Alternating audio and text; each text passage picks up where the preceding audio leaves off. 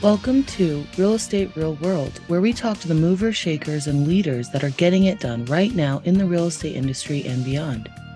Your host, Marguerite Crespillo, started this podcast simply dedicated to call people about what's really happening in this crazy roller coaster ride of real estate. Be sure to subscribe on iTunes and stay up to date on the newest stuff by adding yourself to the list at www.realestaterealworld.com.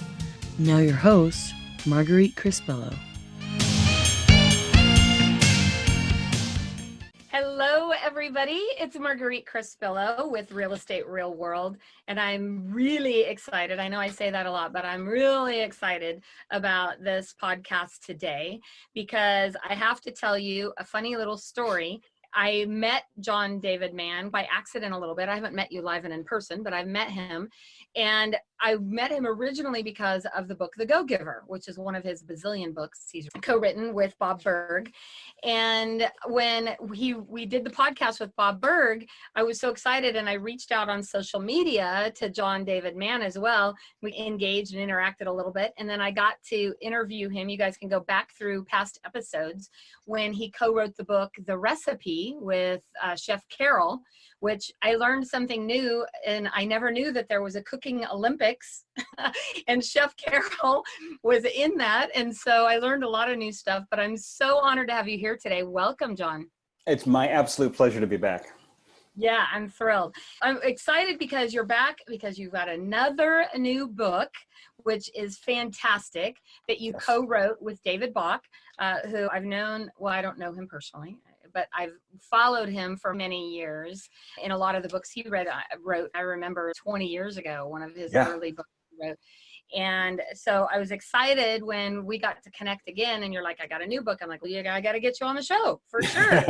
Because it's funny, my podcast is primarily targeted to the real estate industry, but I do have to tell you that real estate agents as a whole are one of the top people that owe money to IRS. And they have terrible budgets and terrible financial acumen is the good word you could say.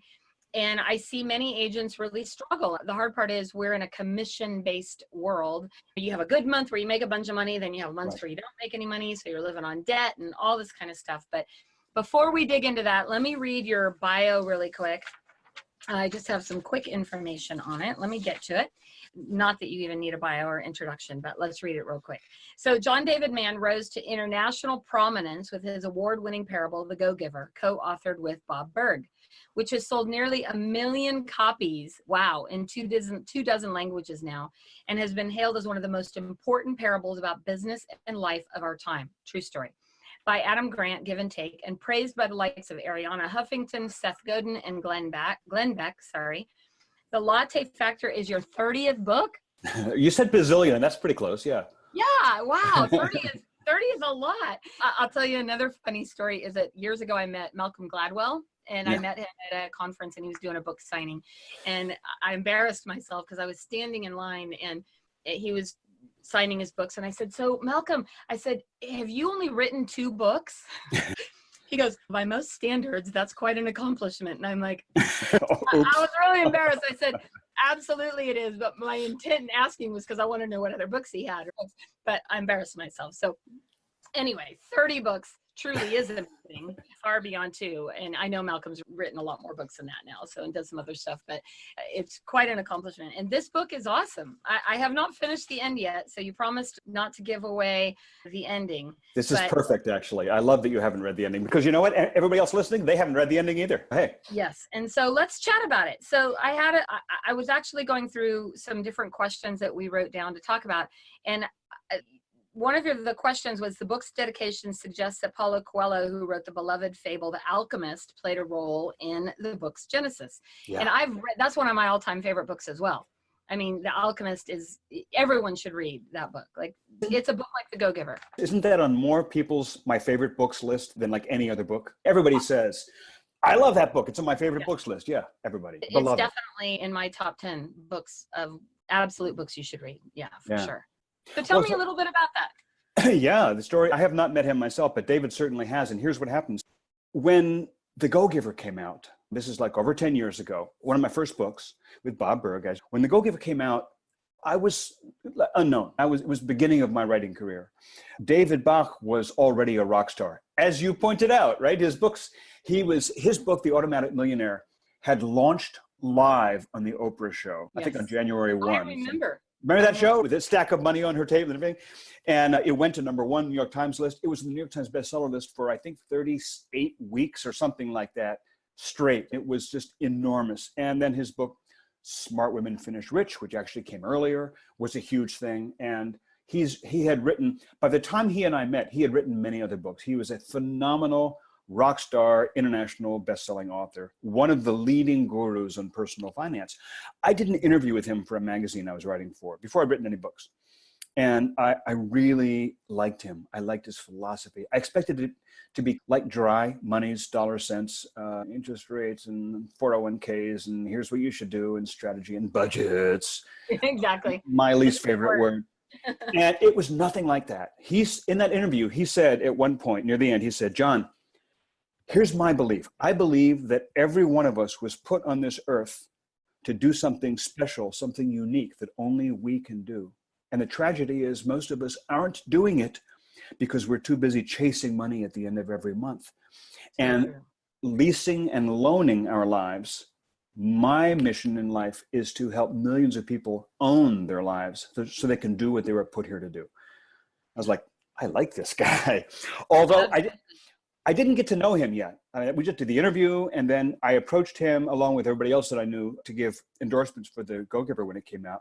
He gave us this wonderful endorsement that actually went on the front cover of the first edition, and I think helped the book to gain legs when it first came out. So I was really indebted to David. A few months after the book came out, David got in touch with me and said, I'm watching The Go-Giver. And so people who are saying, I don't read books, but I picked up this book and I couldn't put it down. I read it in a weekend. And David said, I've got over 10 books out there, maybe 15 books out there, and they've sold millions of copies. So tens of millions of people have read my books. But there's dozens of millions, hundreds of millions of people who are never going to pick it up. And they're never going to pick it up because they're not going to pick up this fat book on personal finance. They just don't read. I want to write a book like yours. I want to write a book like The Go-Giver, but about the Latte Factor. Will you do it with me? I was like, dude, let me check my calendar. No, yes. Just kidding. Yes, I will do that. I will do that with you. That was 2008, late 2008. And then the economy, as you remember, blew up. Yeah. And it crashed. I remember. And the real estate industry was one of the hardest hit. Oh, the real estate industry, and also, ironically, the publishing industry, because when Wall Street started to fizzle, New York started feeling the tremors very early on. And so publishing houses in New York City were going nuts. Advances for books started crashing from 6 figures to 5 figures to 4 figures to 3. It was just ridiculous. And so David went into a hyperdrive, came out with a new book called Fight for Your Money, and got involved in projects that had to do with the changing economy. And The Go-Giver was doing very well. Bob and I did another. We did another. I did more books. David did more books. Also, his publisher didn't want to do the parable, Latte Factor. He went to them and they said, nah, parables don't work. Which is ridiculous, crazy. But that's what he couldn't get a publisher interested. So years went by. We'll take this entire interview for this story. How's that? My shaggy dog story. I do want to hear it. Years went by. And again, all of this just grew out of that article, that interview that I did. And by the way, when I went to ask him for that interview, it was like, it was not a big magazine. I had no standing to get David Bach to do an interview for my little magazine, but you never know till you ask, as you said to me earlier today. Here we are, 2000, I forget what year, 15 or so, 2016. So recently, David helped Paulo Coelho launch a book in the US because David is a master at promotion. And he and Paulo went out to dinner one night to celebrate. And they had dinner, some drinks followed, apparently a fair amount of drinking followed, and they chatted and talked and rambled on all into the wee hours. And David said it was the most memorable evening, one of the most memorable evenings of his life. And at one point, Paolo was asking him what he's up to, what he's doing now. And he said, I'm doing this book and that book. He said, yeah, Paolo, I love you, man. No, he didn't really say that. I made that up. At one point, he said, that clip alone to David Bach. Here's the interview. It's about like interviews and like unicorns and daisies.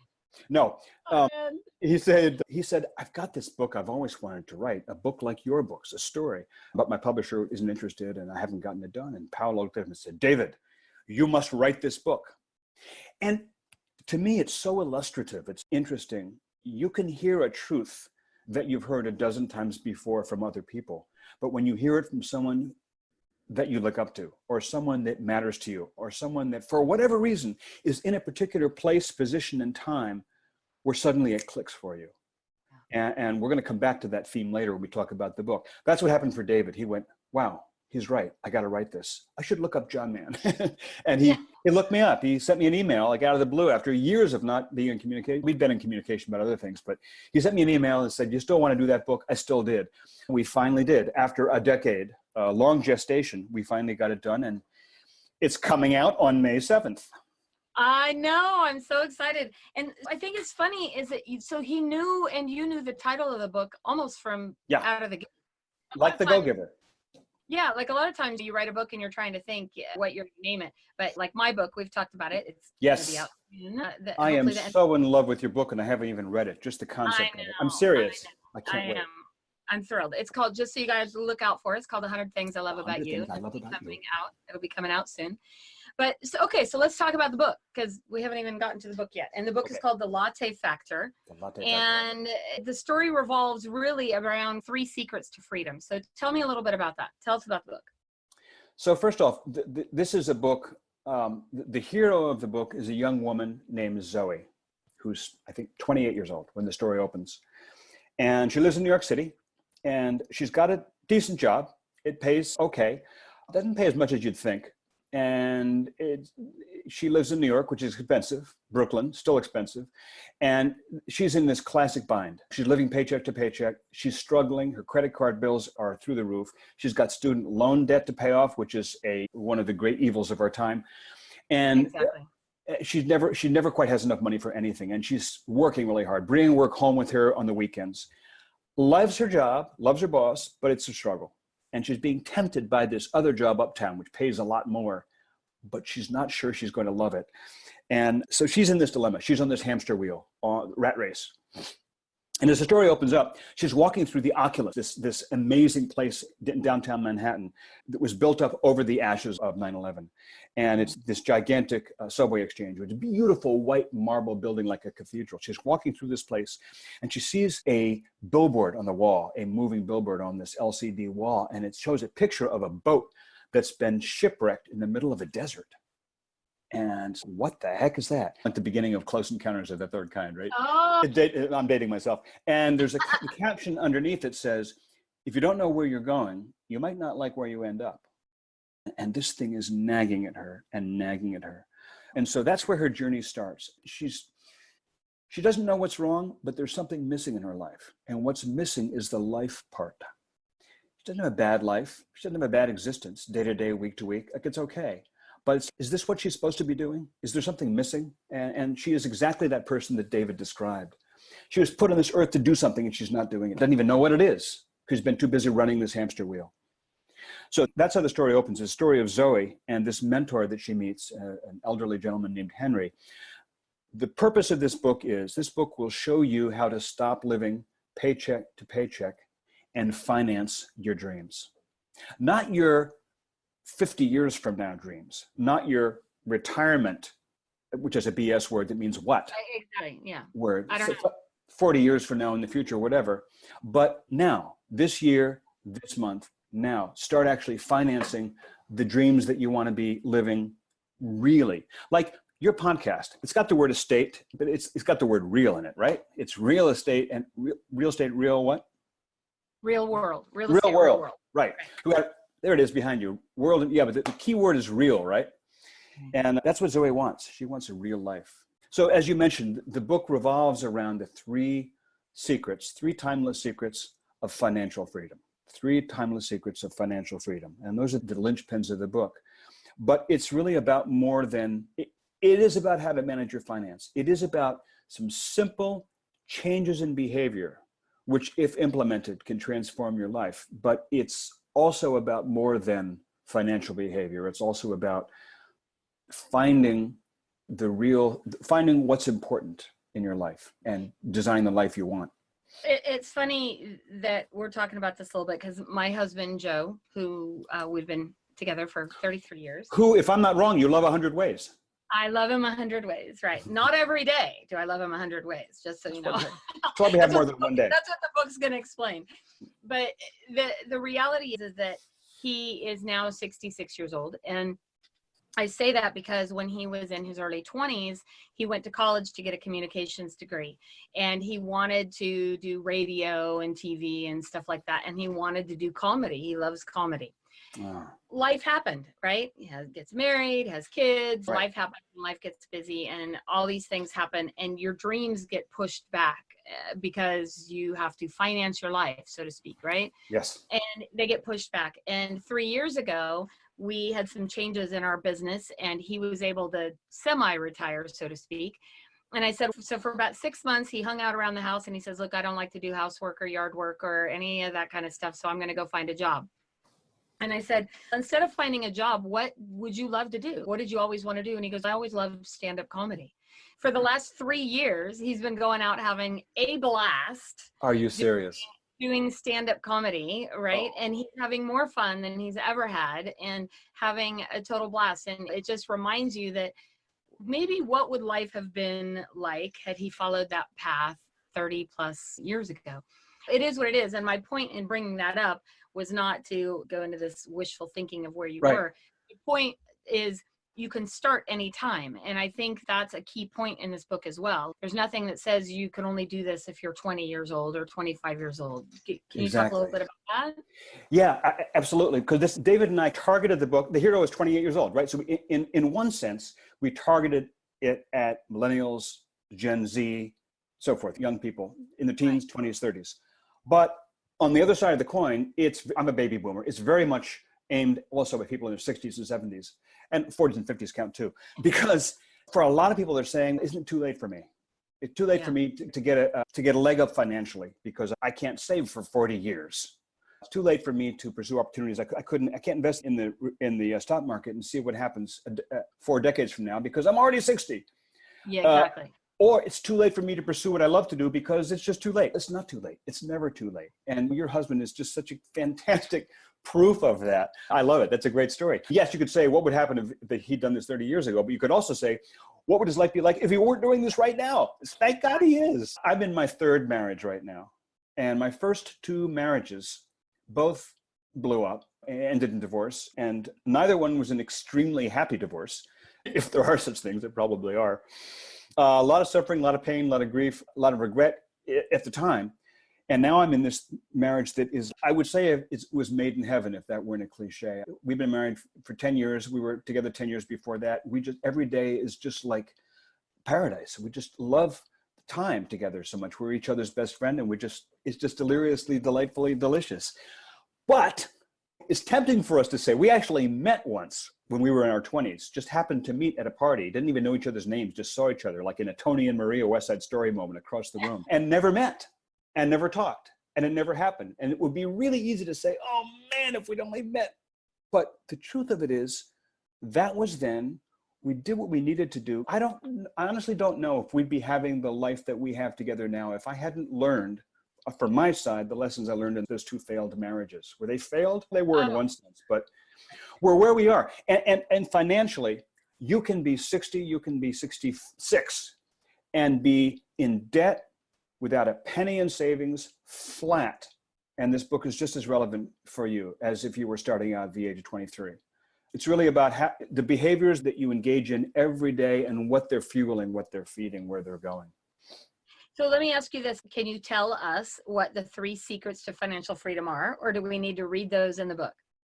I don't want to give away too much. And it's not because I'm being cute or coy, as much as that when you hear these principles, just as principles, it's so easy to go, yeah, got it.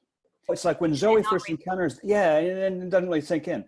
When Zoe first hears this stuff, And this is going to come back. When Zoe first hears these ideas from Henry, she's taking it down, she's taking it in, but it's not really clicking for her. And in fact, she goes through this whole inner dialogue of doubt.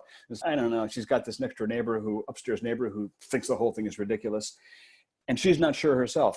In fact, no matter what Henry teaches her, it doesn't really sink in and it doesn't really click for her until she's having a conversation late in the story with somebody who is very close to her, somebody who means a lot to her. I won't give that away, but that's how it often is. And already, even though the book isn't out yet, we've had a lot of early readers say, wow, I even read David's earlier books, or I heard some of these ideas before, but I've never implemented them until now. I read this book and it's a week and I've already implemented them and already my financial ship is turning.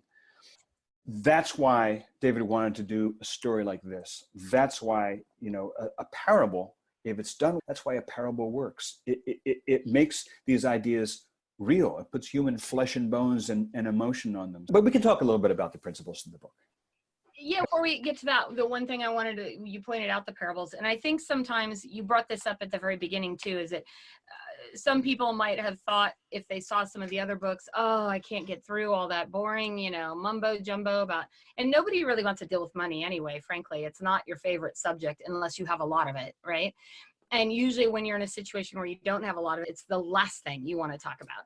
Right. And so looking at books that, are going to remind you of what you don't have, to manipulate is not the best thing. But when you look at this book and you can hear that story that you can relate to, I think that's a key.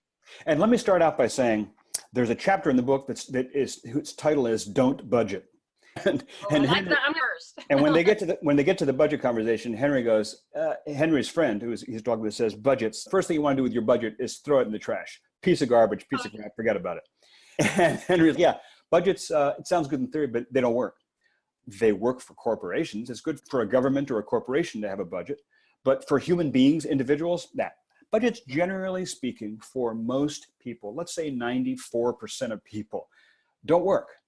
And they don't work because they don't fit human nature. That's why we hate them. And first thing you have to know is that keeping a budget is not going to be any part of this strategy.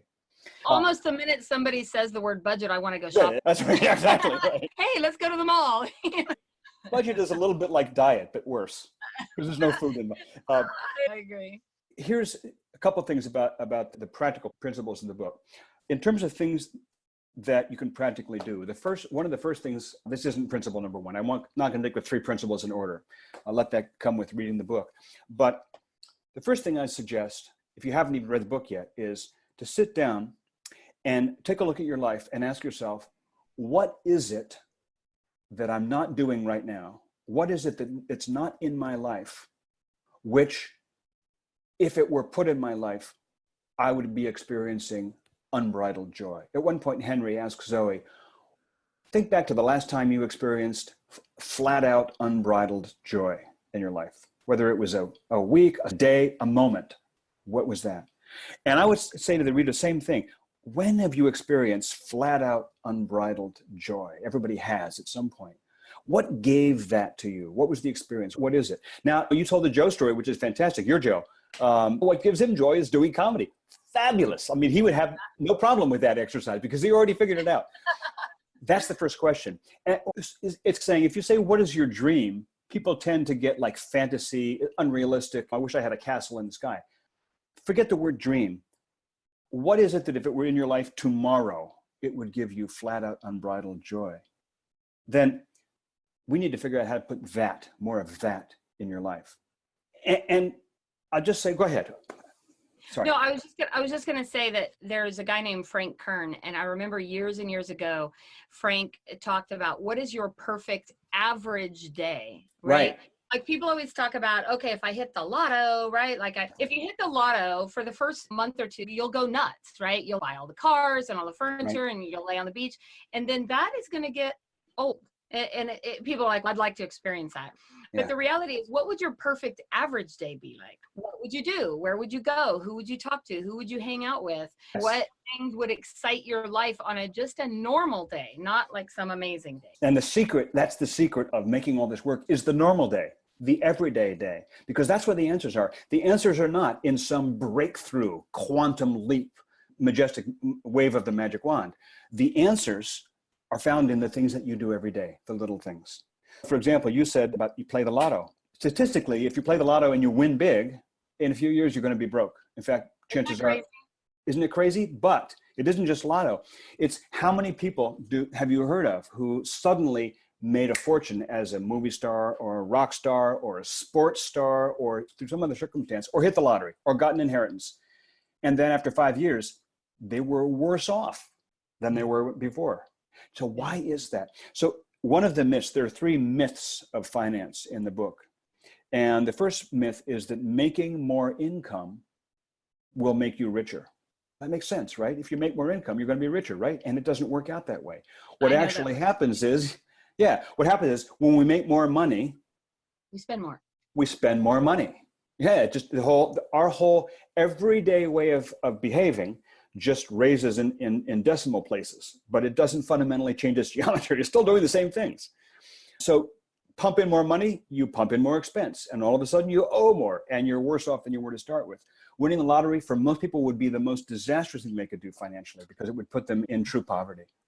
So the second myth of money is that it takes money to make money. You hear this all the time. It sounds so wise, doesn't it? It sounds, oh, they know what they're talking about. Yeah, it takes money to make money. You can't make money if you don't have it.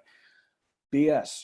It doesn't take money. Because if you believe that, what that tells you, where you go with that is, when I have a bunch of free money, when I have a bunch of extra, then I'll invest it, then I'll put it in savings, then I'll do this, then I'll do that, then I'll fund the life I really wish I had. And that's not going to happen. Yeah.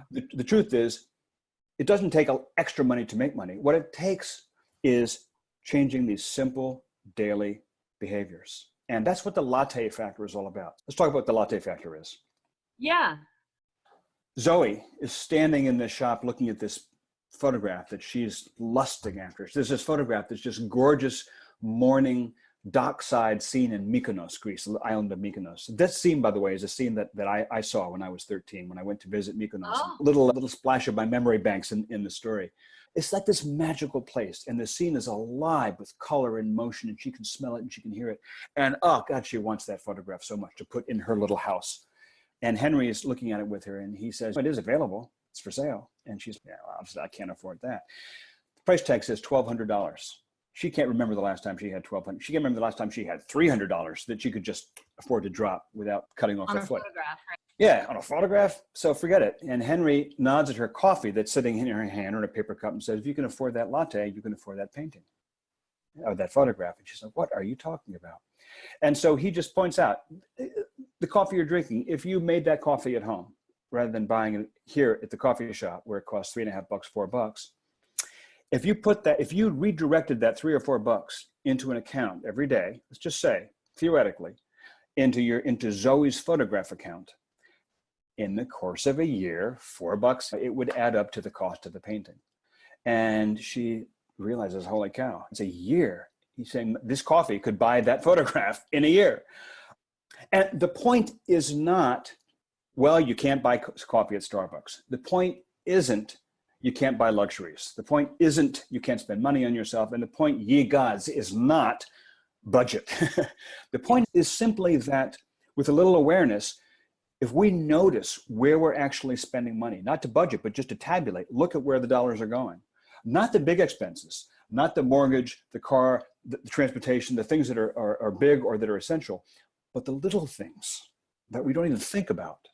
If you look at all those, what if you redirected some of that expenditure away from things that you enjoy, but they're not, you could do without, toward things that would transform your life, like doing comedy, like that photograph, taking your family on a vacation that you could never afford because you never have the extra money, or whatever it may be, to upgrade your house, to whatever the dream is, whatever the experience is. That's the Latte Factor. It's becoming aware of the power of little things, aware of the power of not $1 million, but the power of $1, the power of $5, the power of $10. As Henry says in the book, $10 a day can change your life. Because that's all that ever really does change your life, is the little things we do every day. That's what, I know this, that's what builds a marriage, right? It's the little things you say to each other every day. It isn't the grand gesture. It isn't the diamond ring. It isn't the roses once a year. It isn't the fancy night out. It isn't even the vacation. It's what you say every morning when you wake up. It's what you say every morning when you come back from work or whenever it is. It's the little things you do every day. That's what builds your reality. I can't even say how valuable that is in so many areas of life. When it comes to money, like I have an interesting story. I have a good friend of mine. She's been a nanny for 25 years.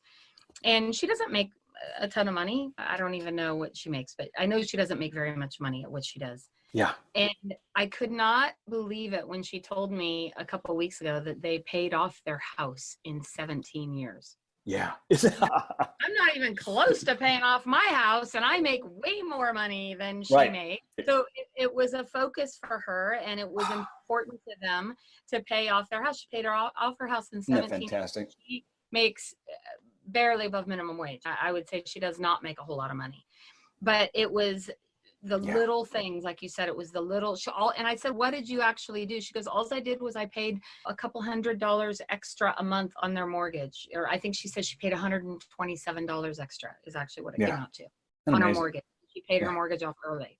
Yeah. And I dropped all my notes. So hang on a second. That's okay. I'll just riff on what you just said, which is a book came out in the 90s. I forgot what year exactly, called The Millionaire Next Door. And I've been amused. A lot of people have said to me, David Bach, Millionaire Next Door. I love that book. Actually, David did not write that book, but that's okay. But it's very similar to his book. So I can see why people make that leap. The Millionaire Next Door, basically what they're finding, the two authors, what they're finding was that, I forget the numbers, but an enormous number, a majority, a great, unexpectedly high proportion of millionaires in America were people who, you'd never guess. The people like your next door neighbor. They don't drive a fancy car. They don't live in a big house. They don't dress with expensive clothes. They don't go out to eat a ton. They're like Warren Buffett, right? With his pickup truck. Isn't that so funny? And here's the cool thing. That is not the exception. That is the norm. Millionaires, at one point, somebody in the book asked Zoe, when I say millionaire, tell me what you think. And Zoe thinks somebody who has a fancy car, big house, is a lot of luxuries. And she says, actually, it's actually the opposite. It's the people who are broke, who are always have luxuries. Within their means, right? And I think that's what has troubled a lot of our society is keeping up with the Joneses. And I'm guilty of it. I'm far from, perfect in this arena. So what's beautiful about David's work, and if I may say about the Latte Factor, is that it shows you some simple mechanisms for putting these ideas into place. And I'll give you an example. When I started working on this book with David, I'm not new to these ideas, but there are things that he says that I just never done. And I realized that one of the reasons that people don't set aside money toward their photograph account or their stand-up comedy account or their vacation account or whatever that is because in most cases it's called a retirement account, and retirement is meaningless. For most people, until you identify what has meaning to you, you won't change any action toward that behavior. And if some advisor tells you you should be putting XYZ every month before taxes, when you take out your paycheck, whatever, put it into a 401k or a SEP 401 or whatever, into your retirement account. I've never done that because it was never meaningful to me. I don't ever plan to retire, quite frankly. My father never did. He retired when he was dead. He just loved his work. He was a musicologist, a scholar, and he was working on a manuscript until his final weeks. I'll be the same. I'll be writing books, composing music until the day that my eyes roll up. I'm not going to retire. My wife and I, when we started the book, started identifying things that we want to be doing that we weren't doing now. Spiritual fast, we ended up living our life. We redirected that toward cooking together at home. And instead of going out like 3 times a week or twice a week, we would go out once a month. And I cannot even tell you the thousands of dollars we saved just in year 1. And where did it go? Into this investment vehicle, which is earmarked toward those travels that we want to engage in. But also, on a separate note, don't you think that also strengthened your relationship so much more, right? Because I'm going to be calling you to get on my new podcast when my book comes. Totally. Not only did it strengthen our relationship, but also, by the way, fringe benefit is better for us. We're healthier. Yeah, you're making healthier choices. You're thinking about it a little bit more. You get to spend more time together. And I think that really is a key because especially if you are in a relationship, and this applies whether you're not, but are you looking at things that as a couple you can do together that could be more conscientious where you could be putting some of that money away to do some of the big things. I mean, I want to go back to this one line that you said at the very beginning that she saw in the sign. It says, if you don't know where you're going, you might not like where you end up. Right. And when we start talking about what you guys did, now all of a sudden eating at home wasn't a chore that you had to do because of a budget. It was now something that you were enjoying doing because you had a bigger picture in mind, right? Exactly. And by the way, there's a whole chapter in the book that is basically around the theme of money and marriage between a couple. And whether it's actually married or you're just in a relationship where you're sharing finances, it's the same deal. And the woman that Zoe's talking to basically says, money is the number one issue that causes problems in marriage. And it's not the lack of money. It's not the lack of money. It's the lack of talking about it. Absolutely. What gets marriages in trouble is not being short of money. It's being short of doing it together, of approaching it together. Because most people simply don't know how to do it together. Most people have never been taught how to do it together. That's why David wrote a whole book called Smart Couples Finish Rich. And he does a lot of work with couples and but the woman talks about how she suddenly discovered when her husband has a heart attack. I don't know if you've read this chapter yet. She talks about how her husband had a heart attack and almost died. And she took over the finances and for the first time realized what a mess they were. And they started to climb out of the hole they dug together. And she said, the first day we started talking about it, I felt like I was the richest woman in the world. We were broke. We were in a hole. We were just starting on day one of our journey out of our hole, but we were doing it together. And it was no longer this dark thing that we were not talking about with each other. And that is, I think, huge in relation to marriage. It's a huge thing. I can't even tell you how I see it tragically at the point where you were talking about, where I'll get a call from a client and one of their spouses has died and now they're dealing with the real estate of it. And they're so lost and don't even know what to do because they don't even know where the checking accounts are. They don't know where. There's so much information. And I just think that's so valuable. If nothing else comes out of this book, which I know there's a million things that will, if people just start having the conversation, will be life-changing. It will completely change the trajectory of your life and your relationship if you just use this book to have the conversation. If people start to just model themselves on what happens to Baron and Georgia, the names are in the book, and nothing else happens, just that, I'll be a happy man. Because I agree. It's an enormous problem and it's simple to address, really. And so this one question that I think it's one of the last ones is, it says, you are richer than you think. It really means two things. Maybe it means more, but it means two things as far as I'm concerned.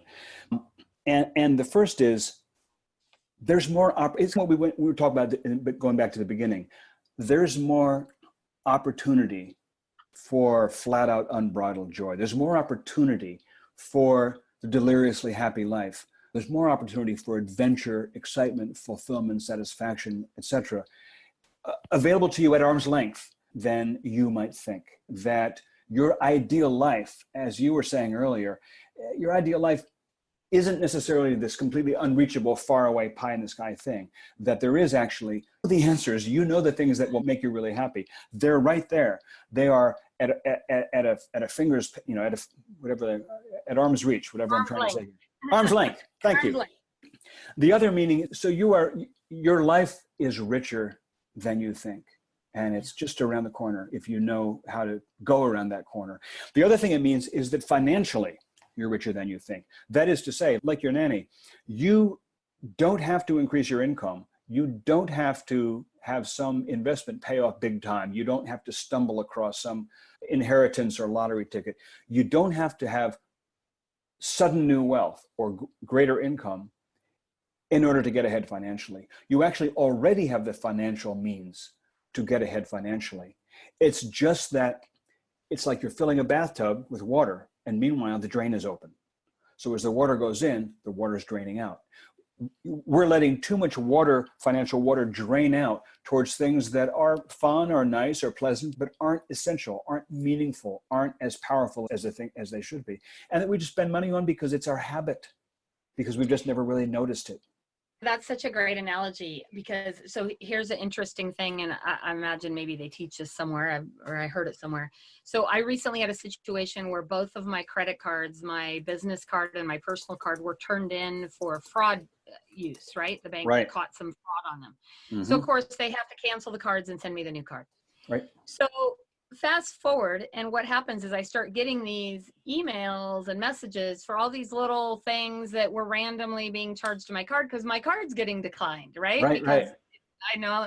So little things like the annual membership to some website you were on that you haven't used in a year, or app that you bought and you forgot that it's charging you $6 a month. Right? Right. Those are the things that really start to add up. And I literally, when that happened, saved almost $700 a month in little charges and annual fees of things I had forgotten about because I was not looking. Isn't that wild? Isn't that It's amazing? crazy. Yeah, Yeah. it's crazy. It's crazy. And even someone who's living, as you say, just about the minimum wage level, like your nanny example, everyone's got, or not everyone, but a lot of people have some kind of financing on their dwelling, maybe some kind of financing on their car, if they have a car, which a lot of people do. And just in those two places, and a credit card, a third thing. So in all three of those things, we're being charged lots and lots and lots of interest, which you could cut by a strategy like you said your nanny did. It doesn't take a lot of extra money, a little extra money. It takes time. But a little money, some time, and all of a sudden you freed up financial resource that you already had. It was just draining out the bottom of the bathtub. That's such a great analogy. I'm going to use that one for sure. Good. You know what? I can tell you that we could probably talk for days, for hours and hours, but I want to make sure that people have the information on how to get this book. It's not coming out for 45 days or so, 30 days, really, about 30 days. But there's some really cool stuff we were talking about before we got on air today that people can get if they get in early, right? They can pre-order the book. So can you tell us a little bit about that? Sure. Yeah, David has set up this pre-launch team or launch team. He calls it his insider launch team. And, you know, a lot of authors do this. And I've done it myself. Bob done it. I don't think I've ever seen anybody put on such an extensive, engaging, involving launch campaign as David. It isn't, if you pre-order the book at Amazon or Barnes or wherever you order books, and then you show your receipt, I forget how you do it. The mechanism is really clear on the We'll get page. the information in the show notes so people can have access. You join the launch team. You don't just get a free report, maybe a video. You get just a ton of his resources from decades of his teaching. And he has gotten really engaged with this group. And I'll tell you, Marguerite, I've seen people get 100, 200, 300 people in their launch teams for their books. David's got over 1,200 already. And it's like a living, breathing community. He's doing Facebook Lives with them where he's interacting. People are asking their questions that may not get answered in the book or may not get answered in the appendix, and he's answering those personally. And he's going to do a live book signing at the Oculus where the book opens in New York City. Oh, that. Shortly after the book launch, which is going to be very cool. I'm going to try to get there for that too. And he's just, what I've realized getting to know David in the course of writing this book, because I didn't really know him well before at all, what I've realized is how passionate he is about this mission of helping improve people's lives. And it's very personal for him. When you watch him on his Facebook Lives and he sees, oh, this person has just joined it, he's like jumping out of his skin because he knows that he remembers their name from this and that email or whatever. And he gets so personally engaged and involved in the mission of helping people's lives just become better. And he's helped so many thousands of people totally change their lives. He's gotten thousands and thousands of testimonials. And a lot of these guys are showing up and buying the book and talking with him. So it's a really fun group to join. It's beyond pre-ordering the book. It's just so worth it just for the experience of getting with him and being part of this group. Yeah, and so you can access that. We'll definitely put it in the show notes as well at the lattefactor.com/insider team.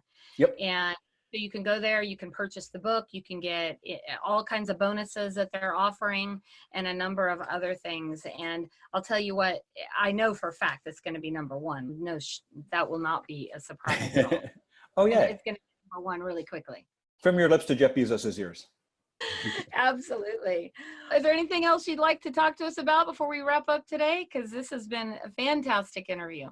I would talk about anything forever. I really enjoy the conversation. I'm sure we'll be doing this again very soon. I just want to say that for anybody who wants to know any of my other books or anything, all my books are at my website, and you can go there and read. You can usually download a sample chapter or 2 or 3, read an excerpt, get all the information about the book, links where you can order the books. All that information is there on my website, as well as my blog. And the website is simply my name, johndavidmann.com. Absolutely. And we'll be definitely linking this up to the other podcast we did on Chef the Recipe, which is a great book, by the way, if you guys haven't read that, and The Go-Giver as well. So those are just a couple amazing of the 30 plus books you have written. And all I will say in closing is you are richer than you think. Yes, absolutely.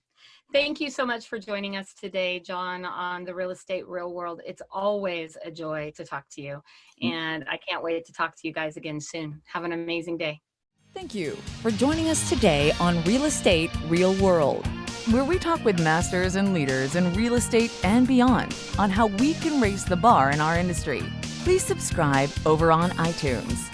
And while you're there, be sure to give us a review. Your reviews encourage us and help others find our podcast. For show notes and hot topics on what's going on right now in our real estate industry, hop on over to www.realestaterealworld.com and add your name to our email. Thanks again for listening. And go out there, be a part of the elite masterclass in raising the bar on the real estate industry.